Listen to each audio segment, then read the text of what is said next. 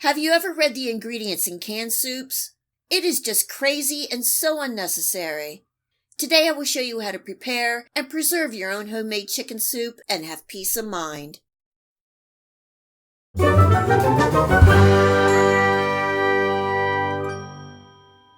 It is so convenient to go to your pantry, take a can of chicken soup off the shelf, and know that it is healthy and delicious and much cheaper than the store-bought brands. There are so many ways you can prepare this canned chicken soup. You can serve it with potatoes, pasta, noodles, rice, or beans.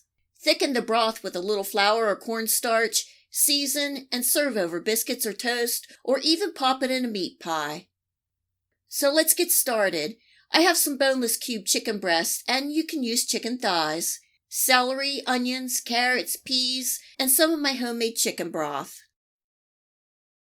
You can can this chicken soup in pints or quarts, and today I'm using quart jars. This is a raw pack, and that means everything is cold or at room temperature. Earlier I washed all my jars, lids, and rings. I put about 2 inches of water on the bottom of my canner with a splash of white vinegar to help decrease the sediment on the jars. Everything is prepped and ready, and now it's time to fill the jars. First, I'm putting a good layer of chicken on the bottom, about 8 to 10 pieces, and giving them a little press to fill in those air gaps and make room for the rest of the ingredients. Next are the onions, and this is about 1/4 cup.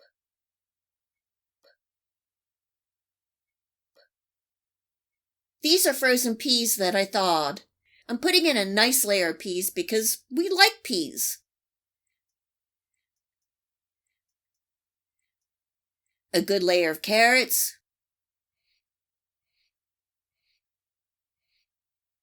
and finally a layer of celery. With the chicken and all the vegetables, this is going to make a hearty and yummy chicken soup.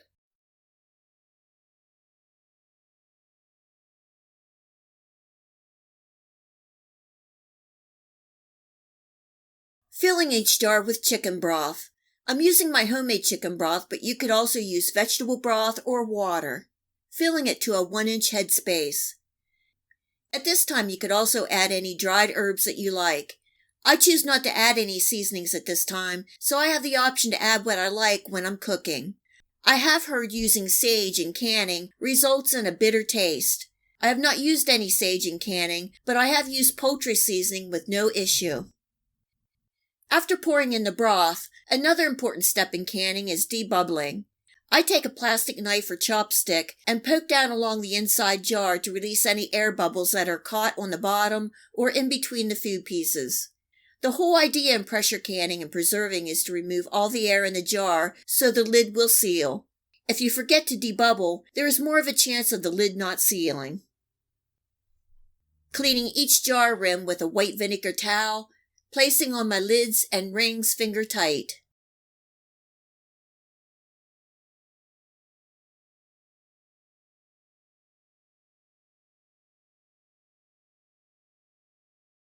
For raw packing chicken or chicken soup in quart jars, the processing time is 90 minutes.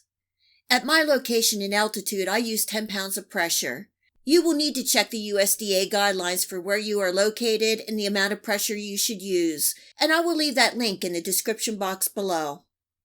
I'm placing on my canner lid and locking in place. I'm turning my heat on high, venting for a full 10 minutes, placing on my 10-pound weight gauge, bringing up to 10 pounds of pressure, adjusting the heat to the lowest setting while maintaining 10 pounds of pressure, and then setting the timer and processing for 90 minutes. On my electric stove, that temp is around a 4 or 5, and the jiggler dances about 4 to 5 times per minute.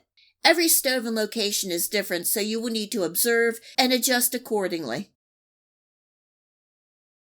After the 90 minutes of processing time, turn off the heat and let it rest until the pressure comes completely down to 0, and this is going to take about 45 minutes. Do not rush this step. It is an important part of the canning process. After the gauge registers 0, remove the weighted gauge and let the pressure canner set 10 more minutes before removing the lid. And this is the results. Look at that delicious and beautiful chicken soup. Placing the jars on a towel in a draft-free area. These jars are going to rest for 12 to 24 hours. After 12 hours, I remove the rings and make sure everything is sealed.